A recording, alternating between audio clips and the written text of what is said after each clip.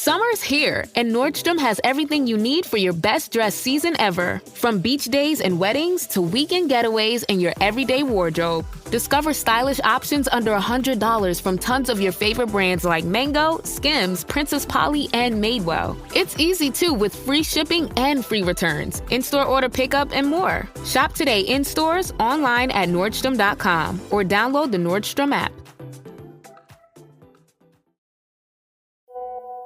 On WhatsApp, no one can see or hear your personal messages.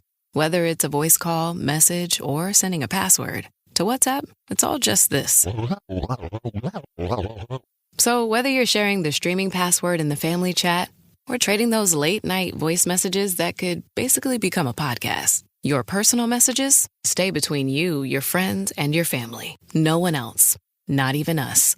WhatsApp. Message privately with everyone. Hello, everybody. Welcome, and thanks again for joining another one of our weekly bonus episodes here on ORD.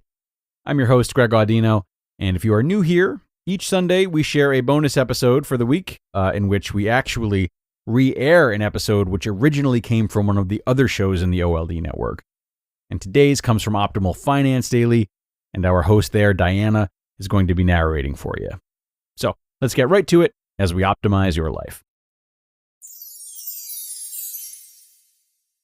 How Having a Baby Changed My Financial Goals by Logan Allec with MarriageKidsAndMoney.com. There's no question that having a baby changed my life.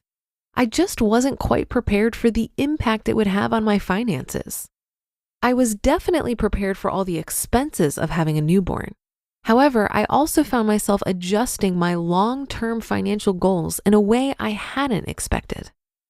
If you're a new parent or about to become one, you might find yourself thinking about new financial goals that probably weren't on your mind before. You might also realize you have a different mindset when it comes to money. Everyone's experience is different, but here's how the birth of my son changed my own financial goals. New long-term outlook. Before my wife and I had our baby, our goals were to save and invest and perhaps even to be able to retire early.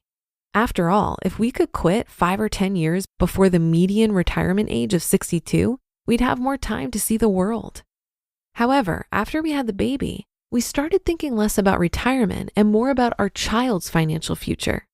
Simply raising a child until the age of 18 is extremely expensive, and we want to save even more money for further financial benefits like college and inheritance. We've seen so many of our peers dealing with more debt and less income than their parents. A lot of them are relying on their families for financial support. We want the very best for our child and don't want a situation like that to happen. We care more about him having financial independence than our own potential early retirement. Focusing on time over money. It's easy to get wrapped up in money when you're single or in a relationship without children. But I was fine with losing some money to gain more time once I had a child. Money is still important, of course, but spending time with my family is now my top priority. Without a child, many people focus on making more money so that they can spend, save, and reach their financial goals. On the other hand, those goals will start to take a back seat to your family once you're responsible for a new baby. Money itself doesn't have the same attraction. I know I need it to support my family, but I'm no longer interested in it for its own sake. Relaxing my savings goals. Just as I'd rather spend time with my child than at work, I'd rather spend the money I earn on items for my family rather than save a certain percentage every month. I'll always save whatever I can, but I'm no longer worried about hitting a specific savings target at the end of each month, and I've relaxed my budget significantly since my child was born. Raising a child is incredibly rewarding, and I want to do everything I can to help him thrive and succeed. Whether or not those expenses are within my ideal budget is less of a priority than it was before he was born. I've also come to realize that raising children also involves a variety of unpredictable expenses that make it more difficult to plan your finances in advance. So it's still important to keep an emergency fund just in case. Starting a Roth IRA. I stopped thinking so much about my own retirement goals once my child was born, but I started thinking more about his. You don't need to worry about a new baby's retirement fund for a while, but you can get their financial life off to a great start by helping them create a Roth IRA as soon as possible. While Roth IRA contributions aren't tax deductible, they continue to grow tax-free and can be taken out without taxes or penalties once the account holder reaches the age of 59 and a half. The earlier your child starts to make contributions, the easier it will be for them to reach their retirement savings goals later on. For example, if you pay your kids $50 a week to help out with your family business after school, that would add up to $2,600 each year. Since you're covering all of their expenses, they can put that money directly into a retirement account to start generating returns. Even seemingly small contributions can have a significant impact on the account's lifetime value. In addition to the obvious benefit of growing their Roth IRA, you'll also have the opportunity to help your child learn more about retirement and start making long-term financial decisions. Financial literacy is a serious issue for younger people, so teaching your child about personal finance is one of the most effective ways to help them succeed. Saving for college. You can also aid your child's financial future by contributing to a college savings plan, such as a 529 account. These state-sponsored savings accounts can let you save for your child's future education while taking advantage of tax benefits. Some 529s are prepaid tuition plans, which means you pay for your college credits in the future at today's prices. The hope is that the cost of tuition will continue to rise, saving you a good chunk of money when your kids head off to college. Although the contributions you make to a 529 account aren't tax deductible, the earnings will grow without being taxed by the federal government, nor will you pay federal taxes when you withdraw the money from the account to pay for college, room and board, textbooks, and other approved expenses. Note that you may have to pay state income taxes on these accounts. This varies by state. The bottom line: I knew that having a baby would completely alter my life, but I didn't anticipate all the ways in which my financial priorities would shift. These are just a few of the most important things I've noticed in my approach to money. Keep in mind that the experience of parenting is different for everyone. The important thing is to be open to change and accept that your financial and personal priorities will inevitably shift after having a baby. You just listened to the post titled "How Having a Baby Changed My Financial Goals" by Logan Allec with marriagekidsandmoney.com.